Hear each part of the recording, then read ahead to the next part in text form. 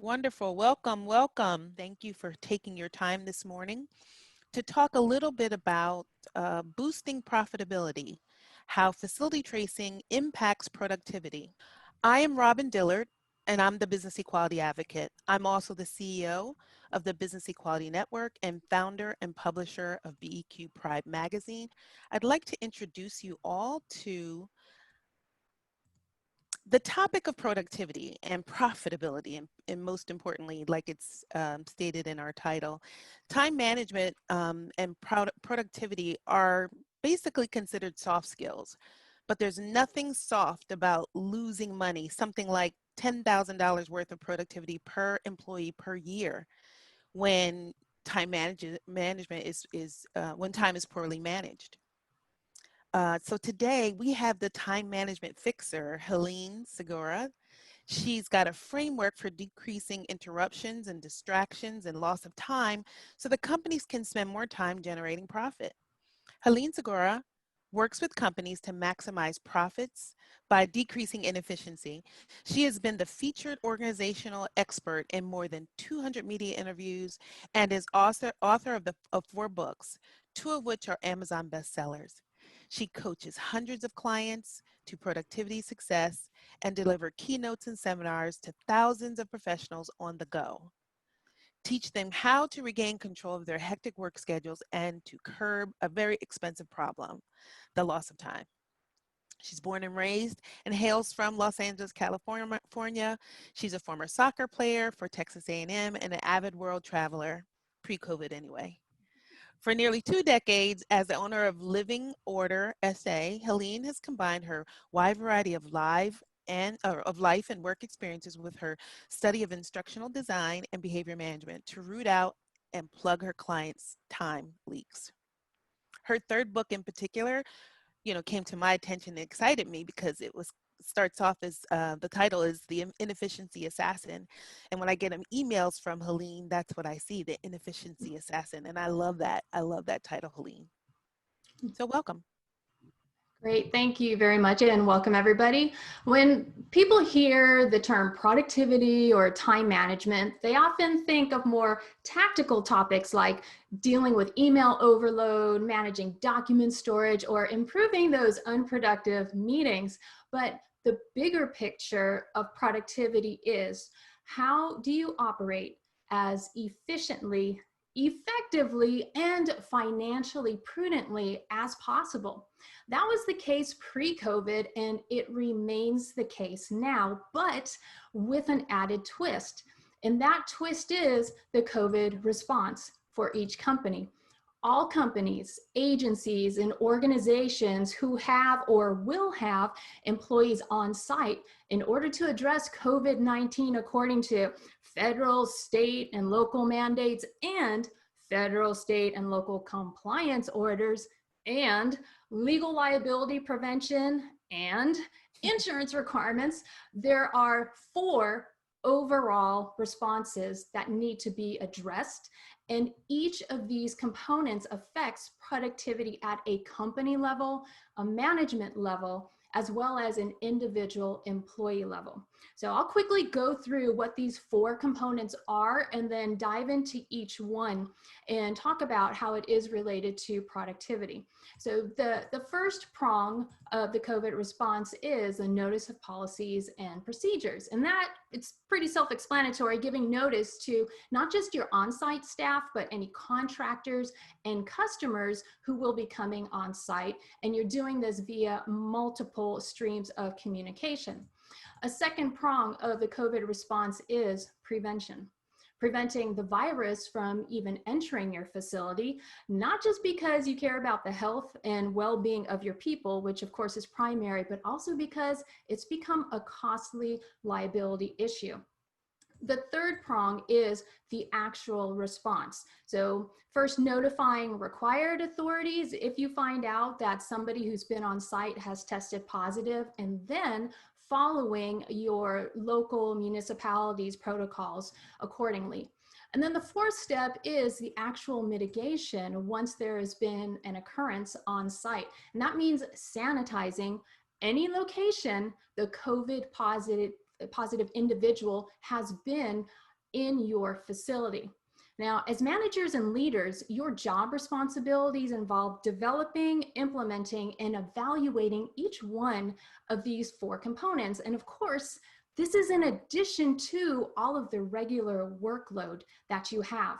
What you're doing is based on mandates, research, analysis, and finances. And you'll be able to evaluate the success of your implementation by collecting data. On the other hand, from an employee perspective, they won't be evaluating your plan using the same criteria. In fact, they're not going to be evaluating. They are going to be forming an opinion about your response. And if their judgment is negative, it will affect your bottom line. Because when we react to a situation emotionally in a negative way, it exponentially lowers productivity. Because time management is all about mind management. It's our brains that decide how we use every single minute of every single day. So if our brains are bogged down with questions, doubts about our own health and safety going to work, confusion about policies, or worrying about what could happen to our families if we get sick, all of that takes your employees' concentration away from their actual work. It lowers their productive output, which affects your profit.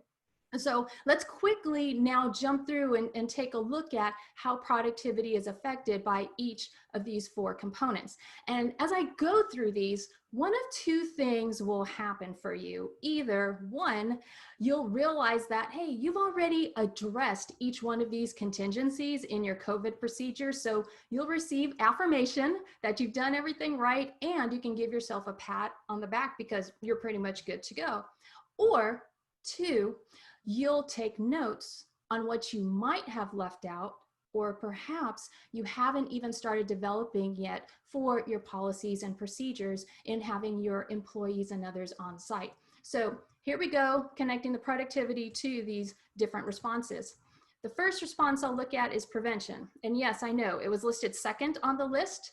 Even though it's second chronologically, it's actually the most critical component to your messaging plan. This becomes your why. If your employees don't receive messaging that you are there to support them and to do everything possible to protect them and their families, if they instead perceive your plan as a procedural rollout, that will definitely deflate their sense of group belonging or cohesion, which is going to lower their productivity.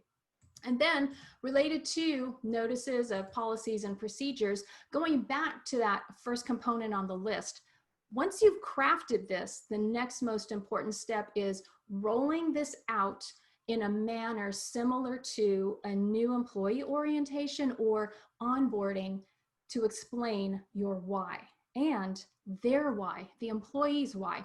They'll be worried about things like how well your plan will protect them and their families, because safety is one of our basic human needs, what extra work your plan creates for them because management said so, and what inconvenience the plan would cause for them. Your initial rollout should prevent those kinds of questions from even being formulated, and then you can explain the procedures. If the language and messaging are unclear or somehow missed, this can lead to misinformation, disinformation, or a lack of cooperation. For leaders, this affects your productivity because instead of using your time somewhere else, your time would have to be spent on re-dissemination or re-education or damage control. From an individual employee perspective, if the language and messaging are unclear or somehow missed, this can lead to those productivity killing questions and negative emotions. And then we have the actual response. Once you're notified about a positive case from a management perspective, the response can take an inordinate amount of time in order to handle the facility and the contact tracing that would need to be done. The county health agencies that have been responsible for contact tracing so far, when they have to do this for the general public, they have found that they only have about a 10 to 20% actual communication rate with people who may have been exposed to the virus. So time-wise, you or someone you delegate to would have to figure out who might have been exposed, and then, following confidentiality guidelines, inform each one of your employees manually who have possibly been exposed, and you have to do this as rapidly as possible in order to lower your liability. And if you can't reach those employees, you need to spend time finding them. And if you can't figure out who might have been exposed, then that could mean the entire staff might have to self-quarantine. And then the fourth prong of the COVID response is the actual mitigation. And if you don't know where a positive tested person has been, you'll need to shut down the entire office and pay for sanitizing services for the entire building. And this is costly, especially if you end up with multiple cases. Time-wise, you'd have to instantly shift your entire staff to virtual.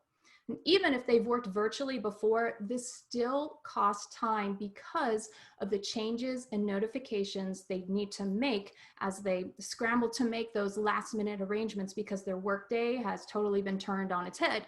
If there were meetings or appointments scheduled for on-site people who are not internal, you'll have to notify them, spend time on that, and making arrangements to transition them to virtual or to completely reschedule.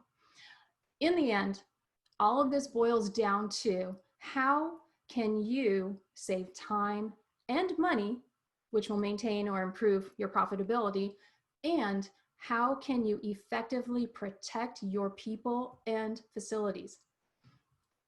That's a lot to have handed to you all at one time, and it might sound overwhelming, but when you realize that there's a resource that could take away a large chunk of the time and resources you'd need to spend on this COVID response, you realize, okay, this is doable without working around the clock. And that resource I'm referring to is automating facility and contact tracing. You won't have to spend time on tracking people down or guessing who they might have been around. You won't have to shut down the office and pay to sanitize the entire building. You won't have to send all of your employees home because you're guessing. Your employees won't have to make a last-minute shift to suddenly go back to working at home, which would cause all of that previously mentioned chaos. Stressful chaos can be prevented, and time can be saved, and the bottom line can be better protected by utilizing a tool like facility and contact tracing. When I've listened to the news, I've heard conflicting reports about tracing, which makes it pretty confusing. And those reports raise questions for me because I am very serious about privacy protection. What is this tracing business, and how does that technology work? And is Big Brother watching me? Now, there is technology that has been developed that respects employee confidentiality and implements tracing through technology instead of human effort. And that technology is available from a company called Loudhailer. For details about this technology, you can go to their website, loud-hailer.com, or you can contact them by email at sales@loud-hailer.com.